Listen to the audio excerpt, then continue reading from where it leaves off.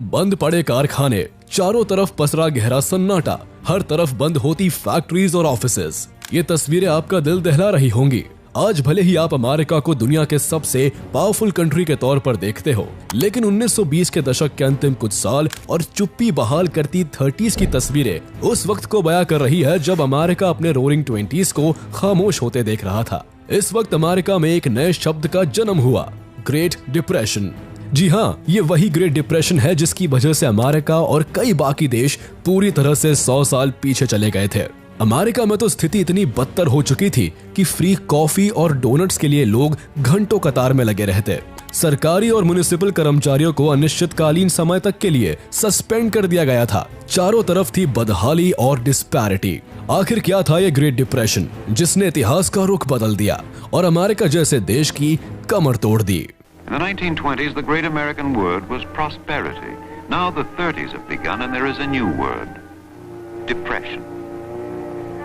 What were the primary causes of the depression, as we called it? सन 1910 Britain दुनिया का super power था। आधी दुनिया पर यूरोप के ही कुछ देशों का राज था और अमेरिका लीडिंग इंडस्ट्रियल पावर बनकर उभर रही थी। सब सही चल रहा था और तभी 28 जुलाई 1914 को यूरोपियन देश ऑस्ट्रिया ने अपने राजकुमार की बोस्निया में हत्या का शक सर्बिया पर जताया और पड़ोसी देश सर्बिया पर अटैक कर दिया। सर्बिया ऑस्ट्रिया हंगरी से बहुत छोटा था, इसलिए युद्ध में उनकी ओर से लड़ने के लिए उसने रूस से मदद मांगी। रूस, जर्मनी, इटली जैसे देशों के इस युद्ध में शामिल होने के अपने निजी कारण थे और जिसमें एक देश के साथ दूसरे देश की संधियां भी शामिल थी। जब बड़े बड़े देश युद्ध में शामिल हुए तो उससे विश्व युद्ध की शुरुआत हो गई। जब सारा यूरोप इस युद्ध में शामिल हो गया तो वहां का प्रोडक्शन रुक जाने के कारण उनकी इकोनॉमी नीचे गिरने लगी, जिसका पूरी दुनिया पर असर पड़ा और यूरोप के गुलाम देशों को न चाहते हुए भी विश्व युद्ध में हिस्सा लेना पड़ा, जिसका असर उनके यहाँ की इकोनॉमी पर भी पड़ा। अब यूरोप को फूड मटेरियल्स एंड ग्रेन्स और हथियारों की जरूरत थी जो वो खुद नहीं बना पा रहे थे और इसी का फायदा उठाया अमेरिका ने। अमेरिका ने खाना, सामान और हथियार अपने देश में बनाने शुरू किए और यूरोप में भेजने लगे। अमेरिका में नई नई फैक्ट्रीज खुलने लगी, लोगों के पास रोजगार आने लगा और देश की इकोनॉमी बढ़ने लगी। अमेरिका का टोटल एक्सपोर्ट जो 1913 में 2.4 बिलियन का था, वो 1917 में 6.2 बिलियन का हो गया था। अमेरिका के अमीर लोगों ने इस युद्ध में अच्छा लाभ कमाया। अमेरिका की सबसे बड़ी कंपनीज के मुनाफे तो लगभग 10 गुना बढ़ गए थे। अमेरिकन इंडस्ट्रीज और सरकार ने तभी समझ लिया था कि वॉर एक बड़े मुनाफे का धंधा है और इसलिए उन्होंने नए नए हथियारों का काम और तेज कर दिया। 1918 में जब युद्ध खत्म हुआ तो पूरा यूरोप तबाह हो गया, मगर तब तक अमेरिका हर तरह से मजबूत हो चुका था और इसलिए उसने युद्ध में बर्बाद हुए देशों को लोन देना भी शुरू कर दिया और उनसे बदले में अपने पास सोना गिरवी रखने लगा। अमेरिका में अब सबके पास रोजगार था, वहाँ बड़ी बड़ी फैक्ट्रीज खुलने लगी, बड़े बड़े लोग वहाँ आकर इन्वेस्ट करने लगे। जब लोगों की जेब में पैसा आने लगा तो वो मार्केट से सामान खरीदने लगे और उसी वक्त अमेरिका ने नई कार, सड़कें, घर के सामान और उन सब को खरीदने के लिए लोन देने के लिए नए नए बैंक भी खुलने लगे। अमेरिका का विकास बड़ी तेजी से हो रहा था, हर सेक्टर में क्रांति आ गई थी और इसलिए ही 1920 को मॉडर्न एरा की शुरुआत भी कहते हैं। 1920 से अमेरिका का रोरिंग 20s का दौर शुरू हो चुका था। लोगों की जेब में पैसा आ गया था तो वो नए नए सामान खरीदने लगे और जिससे मार्केट में चीजों की मांग बढ़ने लगी। जब कंपनीज बड़ी होने लगी तो उनके शेयर्स भी बढ़ने लगे और लोग स्टॉक मार्केट में भी इन्वेस्ट करने लगे। इसी वक्त में महिलाओं को वोट देने का अधिकार मिला। लोगों के जीवन में ऑटोमोबाइल, टेलीफोन, फिल्म, रेडियो और इलेक्ट्रिक प्रोडक्ट्स का बहुत ज्यादा इस्तेमाल होने लगा। लोगों को सामान खरीदने और स्टॉक मार्केट में पैसा लगाने के लिए बैंक लोन देने लगे और जल्दी ही बैंक्स की संख्या भी बढ़ गई। 1929 आते आते अमेरिका में 17,583 स्टेट बैंक और 8,150 नेशनल बैंक खुल चुके थे और आज जो EMI सिस्टम है वो भी अमेरिका में उन्हीं दिनों शुरू हुआ था। साल 1923 में अमेरिका का शेयर मार्केट चढ़ना शुरू हुआ और चढ़ता ही चला गया।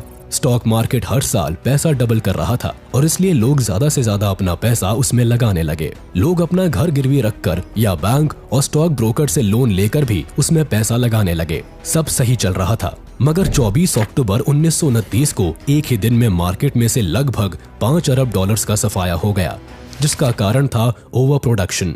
नाउ बाजार में चीजें ज्यादा थी और बायर्स कम, इसका सीधा असर इन प्रोडक्शन कंपनीज के स्टॉक्स के बेनिफिट्स पर पड़ा।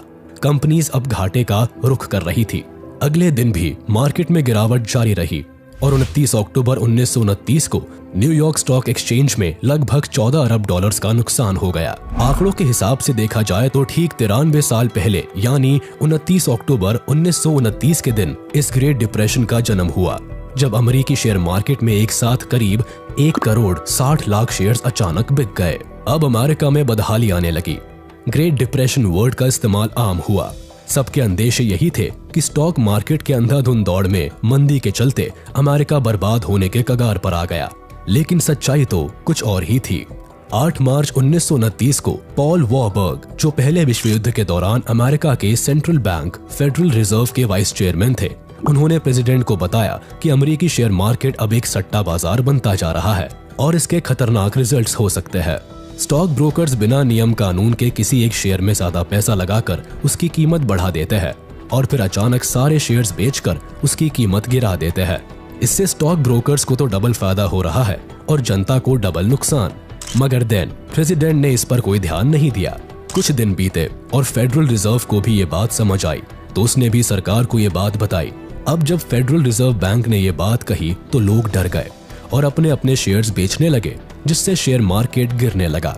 मगर तभी अमेरिकन नेशनल बैंक ने मार्केट में एक साथ $25 मिलियन का इन्वेस्टमेंट किया, जिससे मार्केट ऊपर जाने लगा और लोगों ने फिर से शेयर्स खरीदने शुरू कर दिए। आम लोगों को और सरकार को अभी तक भी ये समझ नहीं आ रहा था कि ये सब स्टॉक ब्रोकर्स और बैंक्स की मिलीभगत है और वो अपने हिसाब से मार्केट को चला रहे हैं। इधर जून 1929 आते आते लोगों की कमाई रुक सी गई और इसी वक्त बैंक्स ने लोन इंटरेस्ट रेट भी बढ़ाकर 4% से 6% कर दी। इसका असर ये हुआ कि लोगों ने लोन लेना कम कर दिया और इससे उनकी बाइंग कैपेसिटी भी कम हो गई। 22 अक्टूबर 1929 को शेयर मार्केट में पहली बड़ी गिरावट आई और 24 अक्टूबर को मार्केट एक साथ 11% गिर गया। लोगों में अफरा तफरी मच गई। सब लोग अपने शेयर्स बेचने के लिए वॉल स्ट्रीट पहुंच गए और वहां बहुत बड़ी भीड़ जमा हो गई। थोड़े दिन बाद जब बहुत सारे बैंक्स और बड़े बिजनेसेस के निवेश से शेयर मार्केट थोड़ा ऊपर उठा, तब भी लोगों ने शेयर्स बेचना जारी रखा क्योंकि अब उनका विश्वास उठ चुका था। फिर अक्टूबर नवंबर 1929 के वक्त जब लोगों की इनकम कम होने लगी तो बैंक्स और स्टॉक ब्रोकर्स को डर लगने लगा कि लोग उनका लोन कैसे चुकाएंगे। इसलिए उन्होंने लोगों पर जल्दी से जल्दी लोन लौटाने का दबाव बनाना शुरू किया। कुछ लोग तो अपने शेयर्स बेचकर ये कर पा रहे थे, पर ज्यादातर लोग शेयर मार्केट में घाटे का सौदा ही कर रहे थे और इसलिए वो लोन नहीं चुका पाए। धीरे धीरे जब बैंक्स को उनका पैसा वापस नहीं मिला तो वो घाटे में जाने लगे और दिवालिया हो गए। ये देखकर जिन लोगों ने बैंक में पैसे जमा करवाए थे वो बैंक से अपने पैसे निकालने लगे, पर जब बैंक के पास पैसे थे ही नहीं तो वो देते क्या। अब लोन देने वाले लेने वालों के साथ साथ वो लोग भी बर्बाद हो गए जिन्होंने बैंक्स में अपने पैसे जमा करवा रखे थे। अमेरिका में अब ज्यादातर लोगों के पास पैसा था ही नहीं। अब जब लोगों के पास पैसा नहीं रहा तो वो कुछ भी खरीदने की हालत में नहीं थे और इसी का असर किसानों पर भी पड़ा। जब पहला विश्व युद्ध चल रहा था तो यूरोपियन कंट्रीज को अनाज की जरूरत थी। ऐसे वक्त पर अमेरिका के किसानों ने अपने प्रोडक्शन को बढ़ाने के लिए कई तरह के कदम उठाए, जैसे नई नई मशीनें लेना, जमीनें खरीदना और जमीनें किराए पर लेना। In this course of action किसानों को खूब मुनाफा भी हुआ और वो अमीर भी हुए। मगर जब युद्ध खत्म हुआ तो अनाज की मांग कम होने लगी, मगर किसानों ने प्रोडक्शन अभी भी जारी रखा क्योंकि अब लोग उनसे कम कीमत में अनाज खरीद रहे थे और किसान अपना खर्चा निकालने के लिए ज्यादा से ज्यादा अनाज बेचना चाह रहे थे। 1929 आते आते जब लोगों की जेब में पैसा खत्म होने लगा तो फिर किसान कैसे बच सकते थे और इसलिए वो भी अब सड़कों पर आ गए। एक तरफ प्रोडक्शन बढ़ रहा था और दूसरी तरफ बेरोजगारी में भी उतनी ही तेजी से बढ़ोतरी हो रही थी। बेरोजगारी बढ़ने से लोगों, विशेषकर मजदूरों की कमाई में बहुत कमी आ गई। कारखानों में मजदूरों की छटनी शुरू हो गई और तैयार माल को कीमत कम करके बेचने की कोशिश होने लगी, जिससे इकोनॉमिक क्राइसिस की स्पीड और तेज हो गई। अमेरिका ने जब ये देखा तो अपने किसानों और बिजनेस को बचाने के लिए बाहर से आने वाले सामान पर इंपोर्ट ड्यूटी लगा दी, जिससे कि अमेरिका में बना सामान ज्यादा बिक सके। मगर अमेरिका के साथ साथ दूसरे देश भी अपनी इकोनॉमी सही करना चाहते थे और युद्ध के बाद सभी देश आत्मनिर्भर बनकर खुद को इस युद्ध में हुई बर्बादी से उभारने की कोशिश कर रहे थे। अमेरिका को देखते हुए दूसरे देशों ने भी बाहरी देशों से आने वाले माल पर हायर टैक्स लगाए एंड विदेशों से आने वाले सामान की मात्रा तय कर दी। हर जगह विदेशी चीजों की जगह स्वदेशी चीजों के इस्तेमाल करने पर जोर दिया जाने लगा। इमिग्रेशन कंट्रोल से संबंधित नए नए कानून लागू कर दिए गए। अब इसका असर ये हुआ कि इंटरनेशनल बिजनेस पहले की तुलना में काफी कम हो गया। अब इसका भी सबसे ज्यादा असर उन देशों पर पड़ा जो युद्ध में बर्बाद हो गए थे और अभी लोन लौटाने की तैयारी कर रहे थे। उन्हें इंटरनेशनल बिजनेस की बहुत ज्यादा जरूरत थी और वही ठप पड़ चुका था। साथ ही जब अमेरिका की हालत बिगड़ने लगी तो वो अपने कर्जदार देशों से अपना पैसा वापस मांगने लगे, पर जिनके पास खाने को पैसा नहीं था वो लोन कहां से चुकाते। जब युद्ध के समय अमेरिका ने इन देशों को लोन दिया था तो लोन के बदले में उन देशों से सोना लिया था और अपने पास रख लिया था। ज्यादातर युद्ध में शामिल देशों को लोन देने के कारण धीरे धीरे विश्व का 60% सोना अमेरिका में जमा हो गया। इससे दुनिया में सोने की कमी हो गई और अलग अलग जगह पर सोने के सिक्कों की कीमत बढ़ जाने से उन देशों की करेंसी टूट गई। जब अमेरिका को उसका लोन वापस नहीं मिला तो अमेरिका की हालत और खराब हो गई और साथ ही यूरोपियन देशों की भी हालत बिगड़ने लगी, क्योंकि अब ना उनके पास कोई लोन देने वाला था, ना ही उनके यहाँ वर्ल्ड वॉर की बर्बादी के बाद कुछ प्रोडक्शन शुरू हुआ था। अब जब अमेरिका की खराब हालत का असर युद्धग्रस्त यूरोपियन कंट्रीज पर हुआ तो इसका असर पूरी दुनिया पर भी होने लगा, क्योंकि उस वक्त आधी से ज्यादा दुनिया पर यूरोप के कुछ देशों का ही राज था। यूरोप से लेकर अफ्रीका और एशिया से लेकर ऑस्ट्रेलिया की इकोनॉमी पर बहुत तरह के प्रभाव देखने को मिले। इकोनॉमिक क्राइसिस का पहला शिकार ऑस्ट्रिया हुआ। 11 मई 1931 को लोगों को पता चला कि ऑस्ट्रिया का सबसे बड़ा गैर सरकारी बैंक क्रेडिट एनस्टॉल्ट का दिवाला निकलने वाला है। इसका असर ये हुआ कि पूरे यूरोपीय देश घबरा गए और वो ये मानने लगे कि इन राज्यों से अब लोन की वापसी की आशा करना बेकार है। इससे जर्मनी ज्यादा प्रभावित हुआ, क्योंकि वहाँ बैंक कारोबार पहले ही खराब दौर से गुजर रहा था। उस वक्त ऑस्ट्रिया की सरकार ने लोगों को सांत्वना देने के लिए एक नोटिस निकालकर यहाँ तक कह दिया कि बैंक की सभी फॉरेन ऑब्लिगेशंस की जिम्मेदारी वो अपने ऊपर लेती है। लेकिन इकोनॉमिक क्राइसिस इतना बढ़ चुका था कि सरकार के आश्वासन के बाद भी स्थिति में सुधार नहीं हो पाया। जर्मनी में तो लोगों में इतना डर बैठ गया था कि केवल 3 सप्ताह में फॉरेन कैपिटलिस्ट ने जर्मन बैंक से 5 करोड़ पाउंड्स का अपना जमा लोन वापस निकाल लिया। इसका असर जर्मन बिजनेसमैन पर भी पड़ा और वे भी अपने देश की सबसे बड़े फाइनेंशियल इंस्टीट्यूशन डार्मस्टेर और नेशनल बैंक डार्मस्टैट से किसी न किसी बहाने से बड़ी तादाद में अपना जमा पैसा निकालने लगे। जब हालत ज्यादा बिगड़ने लगी तो बैंक को ही बंद कर देना पड़ा। इसके बाद सरकार ने स्थिति को देखते हुए रीच बैंक के अलावा दूसरे सभी बैंक्स को अनिश्चित वक्त के लिए बंद कर दिया। बैंक्स के बंद होते ही मंदी और ज्यादा बढ़ गई, लोगों की हालत और ज्यादा खराब होने लगी और इसका सबसे ज्यादा असर हुआ मिडिल क्लास लोगों पर। महामंदी की वजह से जर्मनी में सबसे ज्यादा बेरोजगारी बढ़ी। 1929 में जर्मनी के लगभग 60 लाख लोगों की नौकरी चली गई। इस महामंदी का असर जर्मनी की पॉलिटिक्स पर भी पड़ा, जिसके चलते जर्मनी के सत्ताधारी लोगों की इमेज खराब हुई। तो नाजी पार्टी के नेता अडोल्फ हिटलर ने इसका फायदा उठाया और खुद को गवर्नमेंट घोषित कर दिया। जर्मनी में आई इकोनॉमिक क्राइसिस के कारण ही नाजिज्म ने जर्मनी पर अपना शासन जमा लिया था। ऑस्ट्रिया और जर्मनी में बैंक्स के फेल हो जाने का प्रभाव ब्रिटेन पर भी पड़ा और वहां भी लोग बैंक ऑफ इंग्लैंड से अपना पैसा निकालने लगे, क्योंकि लोगों को अब बैंक्स में विश्वास नहीं रहा था। जब जुलाई 1931 में बैंक ऑफ इंग्लैंड की स्थिति डामाडोल होने लगी तो तब अगस्त में उसने अमेरिका और फ्रांसीसी बैंक से 5 करोड़ पाउंड्स का लोन लेकर खुद को बचाए रखा, मगर इससे भी ज्यादा कुछ फर्क नहीं पड़ा। लोगों का विश्वास उठ चुका था और इसलिए वो लगातार अपना पैसा बैंक ऑफ इंग्लैंड से निकालते ही रहे। इस इकोनॉमिक क्राइसिस का मुकाबला करने के लिए प्रधानमंत्री मैकडोनाल्ड ने इस्तीफा दे दिया और ऑपोजिशन पार्टीज को अपने साथ लेकर एक नेशनल गवर्नमेंट बनाई। लेकिन लोगों का भरोसा वापस नहीं आया और केवल 18 सितंबर 1931 के दिन 1 करोड़ 80 लाख पाउंड्स बैंक से वापस ले लिया गया। परेशान होकर जब ब्रिटिश सरकार ने अपनी करेंसी की वैल्यू गोल्ड स्टैंडर्ड्स के अनुसार मानने से मना किया तो पाउंड्स की वैल्यू 1/4 कम हो गई। इससे इंग्लैंड को तो फायदा हुआ, लेकिन दूसरे यूरोपीय देशों पर यह उल्टा पड़ गया। वहां कीमतों में पहले ही गिरावट चल रही थी, इसके बाद अब और ज्यादा गिरावट आ गई। यूरोप के ज्यादातर स्टॉक एक्सचेंज बंद हो गए और कई और देशों ने भी गोल्ड स्टैंडर्ड को खत्म कर दिया। सिर्फ अमेरिका, फ्रांस, इटली जैसे कुछ देशों ने ही गोल्ड स्टैंडर्ड को बनाए रखा। अब यूरोप में पैसों की कमी के कारण फैक्ट्रीज और कारखाने बंद होने लगे। लोग बेरोजगार हो गए। लोगों ने अपना पेट भरने के लिए जमीन, घर और गाड़ियां बेचना शुरू कर दिया। अमेरिका में तो लोग सब कुछ बेचकर अपनी कार्स में रहने लगे और जिनके पास कार नहीं थी वो झोपड़ियां बनाकर गुजारा करने लगे। अमेरिका में जगह जगह पर ऐसी झोपड़ियां दिखने लगी और जिनको लोग हूवर विले कहते थे, क्योंकि उनका मानना था कि ये सब जो देश में हो रहा है और उनकी हालत खराब हुई है, उसके जिम्मेदार प्रेसिडेंट हर्बर्ट हूवर ही है। अमेरिका की ज्यादातर जनता जब सड़कों पर आ चुकी थी, लोगों के पास रहने और खाने तक की सुविधा नहीं थी। खाने की कमी के कारण उन्हें कई संस्थानों और सरकार के द्वारा दिए जाने वाले फ्री सूप और ब्रेड पर अपना गुजारा करना पड़ता था। इसी वक्त 1931 में अमेरिका के बहुत सारे राज्यों में कई बार रेत के तूफान भी आए, जिससे खेती लायक जमीन पर रेत जमा हो गई और थोड़ी बहुत जो खेती होती थी वो भी बंद हो गई। लोगों को रोजी रोटी के लिए भी दर दर भटकना पड़ा और कई लोगों को अपने गांव घर छोड़कर दूसरी जगहों पर जाना पड़ा। अमेरिका में मैन्युफैक्चरिंग में 45% और कंस्ट्रक्शन में 80% तक की भारी गिरावट आ गई, जिसके कारण इकोनॉमी पूरी तरह से हिल गई और अमेरिका में 1/4 लोगों को नौकरी से निकाल दिया गया।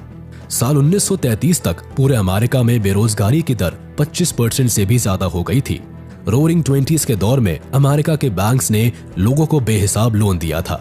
फिर ग्रेट डिप्रेशन के दौरान बैंक्स ने लोन वसूलने की कोशिश की, मगर लोग लोन चुकाने की हालत में नहीं थे और इसलिए 11,000 से भी ज्यादा बैंक्स को दिवालिया घोषित करना पड़ा।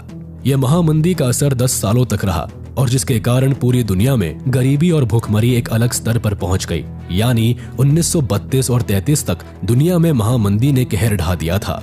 ग्रेट डिप्रेशन अपने जोरों पर थी, सभी देश उससे उभरने की कोशिश भी कर रहे थे और मगर अमेरिका की हालत सबसे ज्यादा खराब थी।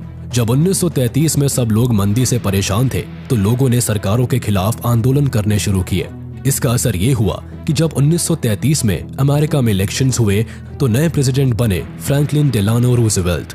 उन्होंने प्रेसिडेंट बनते ही अमेरिका को इस मंदी से उभारने का काम शुरू कर दिया, जिसे न्यू डील प्रोग्राम कहा जाता है। इसमें उन्होंने बैंक्स, मार्केट और शेयर मार्केट के लिए नियम कानून बनाए, जैसे emergency banking bill, the Glass Steagall act, the farm credit act, the national industry recovery act, the truth in security act. ऐसे कई जरूरी बिल पास करके उन्होंने आम लोगों को भरोसा दिलाया कि अब वो बैंक में और शेयर मार्केट में पैसा लगा सकते हैं, क्योंकि अब वो सुरक्षित है। लोगों ने उन पर भरोसा दिखाया और जिनके पास पैसे थे उन्होंने बैंक्स और शेयर मार्केट्स में पैसा लगाना शुरू किया, जिससे शेयर मार्केट फिर से ऊपर उठने लगा। इसके अलावा अमेरिका को हर साल सूखे का सामना करना पड़ता था, जिसके लिए प्रेसिडेंट ने जगह जगह पेड़ लगाने का अभियान शुरू करवाया, जिसमें कई लोगों को रोजगार भी मिला। अमेरिका की गाड़ी धीरे धीरे पटरी पर आने लगी थी। अब बैंक शेयर मार्केट में इन्वेस्ट करने के लिए लोन नहीं देता था और दूसरे लोन भी पूरे कागज देखकर ही देता था, जिससे बैंक्स को नुकसान होने का डर कम हो गया। अमेरिका में फिर से काम चालू होने लगा और 1937 आते आते बेरोजगारी दर कम होकर 14.3% पर आ गई। ये सब चल ही रहा था कि यूरोप में दूसरा विश्व युद्ध शुरू हो गया और हुआ ये कि जब 1939 में दूसरा विश्व युद्ध हुआ तो यूरोप को हथियारों और दूसरे सामान की जरूरत पड़ी और इसी का फायदा उठाया अमेरिका ने।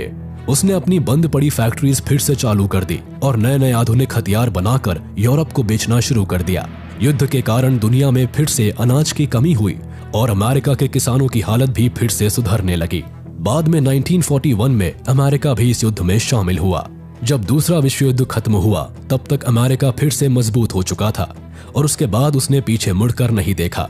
और जब अमेरिका मजबूत हुआ तो उसके साथ ही दुनिया से भी महामंदी धीरे धीरे खत्म होने लगी, क्योंकि महामंदी की शुरुआत भी अमेरिका से ही हुई थी।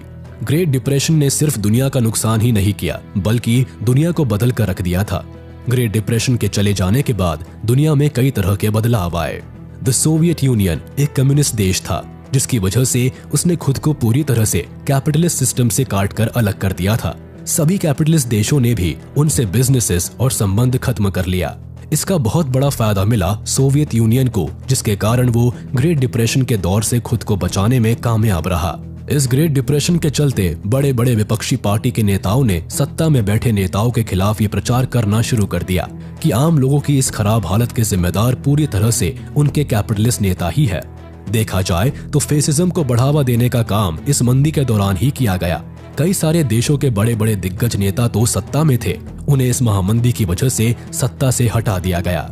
जर्मनी में इस महामंदी की वजह से ही हिटलर ने सत्ता में अपनी बहुत अच्छी पकड़ बना ली थी। वहीं जापान में हिदेकी तोजो ने चीन में इलीगल तरीके से घुसपैठ कर मैनचूरिया में खदानों का विकास ये कहकर किया कि इससे ग्रेट डिप्रेशन को काफी हद तक राहत मिल सकेगी। इस महामंदी के चलते लोग भूखे प्यासे दर बदर भटकने लगे, जिसकी वजह से लोगों के दिलों में नफरत पैदा हो गई और धीरे धीरे ये नफरत सेकेंड वर्ल्ड वॉर के रूप में बदल गई। ग्रेट डिप्रेशन के दौरान लोग एक दूसरे के ही दुश्मन बन गए थे। धीरे धीरे जब महामंदी के चलते सेकेंड वर्ल्ड वॉर की घोषणा हुई, तब कई सारे देशों जैसे अमेरिका ने अपनी इकोनॉमी को मजबूत करने का सबसे अच्छा तरीका हथियार बनाना चुना। उन्होंने ऐसे ऐसे हथियार बनाए जिससे बहुत सारे देशों में हिंसा, सेना बल और ताकत को बढ़ावा मिला। इसी हथियार बनाने के कारण अमेरिका के कई सारे लोगों को नौकरियां भी मिली और वहां के डोमेस्टिक प्रोडक्शन में बहुत बड़ा बदलाव आया। इसी कारण से जल्द ही अमेरिका महामंदी के दौर से निकलने में कामयाब रहा और अमेरिका को देखने के बाद कई सारे देशों ने इसी रास्ते से भारी मुनाफा कमाना शुरू कर दिया। अमेरिका ने द्वितीय विश्व युद्ध के बाद मार्शल लॉ के नियम अनुसार अपने वेस्टर्न कंट्रीज को मजबूत बनाने की योजना चलाई। विश्व युद्ध से बर्बाद हुए देशों को रिकंस्ट्रक्शन करने के लिए अमेरिका ने अपना बहुत बड़ा योगदान दिया, लेकिन उनका असली मकसद कम्युनिज्म के फैलने को पूरी तरह से रोक देना था और कैपिटलिज्म को बढ़ाना था ताकि अमेरिका उससे अपना बेनिफिट कर सके। इसके लिए अमेरिका ने यूरोपीय देशों को 17 अरब डॉलर्स की मदद दी और इसके बाद अमेरिका की ताकत धीरे धीरे बढ़ती चली गई, जिसको रोक पाना असंभव था। महामंदी का असर भारत पर भी पड़ा। हालांकि भारत उस वक्त ब्रिटिश राज में था। भारत की ज्यादातर जनसंख्या खेती पर निर्भर थी, इसलिए यहाँ पर कच्चे माल का बड़ी मात्रा में प्रोडक्शन होता था। महामंदी से पहले भारत ने एग्रीकल्चरल प्रोडक्ट्स का एक्सपोर्ट और तैयार मालों का इंपोर्ट शुरू कर दिया था। महामंदी के दौर जब इंटरनेशनल मार्केट्स में प्रोडक्ट्स की कीमतें कम होने लगी, तो यहाँ की फसलों के दाम भी बहुत कम हो गए। इसका असर ये हुआ कि साल 1928 से 1934 के बीच भारत में गेहूं की कीमत 50% तक कम हो गई और इंपोर्ट एक्सपोर्ट घटकर लगभग आधा रह गया। इस दौरान किसानों और बिजनेसमैन पर दोहरी मार पड़ी। अनाज की कीमतों के निचले स्तर पर चले जाने से उनकी इनकम तो कम हुई ही, साथ ही ब्रिटिश सरकार की तरफ से लगान वसूली में भी कोई छूट नहीं दी गई। सबसे ज्यादा खराब हालत तो उन लोगों की थी जो वर्ल्ड मार्केट के लिए सामान बनाते और बेचते थे। जब बिजनेस ही बंद हो गया तो वो क्या करते। इतना ही नहीं, जब भारत से एक्सपोर्ट घट गया तो पटसन यानी जूट की कीमतें भी 60% से ज्यादा की गिरावट आ गई, जिससे बंगाल के वे खेतीहर मजदूर जिन्होंने अच्छी कमाई की उम्मीद में कच्चे पटसन की खेती शुरू कर दी थी, वे कर्ज के बोझ से दब गए। कमाई का कोई साधन ना होने के कारण धीरे धीरे उनकी सारी बचत ही खत्म हो गई। उसी दौरान किसान और खेतीहर मजदूरों के साथ साथ दिहाड़ी कामगारों के सामने भी खाने के लाले पड़ गए थे। उनके पास 2 वक्त की रोटी के लिए भी पैसा नहीं था। ऐसे में उन्होंने अपने खर्चे चलाने के लिए घर के गहने जेवर मार्केट में बेचना शुरू कर दिया। मार्केट में भारी मात्रा में सोना पहुंचने लगा और ब्रिटिश सरकार ने लोगों की इस मजबूरी का पूरा फायदा उठाया। उन्होंने भारत से gold and other precious metals का एक्सपोर्ट शुरू कर दिया, जिससे ब्रिटेन की इकोनॉमी तो सुधरी, लेकिन भारतीय किसानों की स्थिति में कोई बदलाव नहीं हुआ।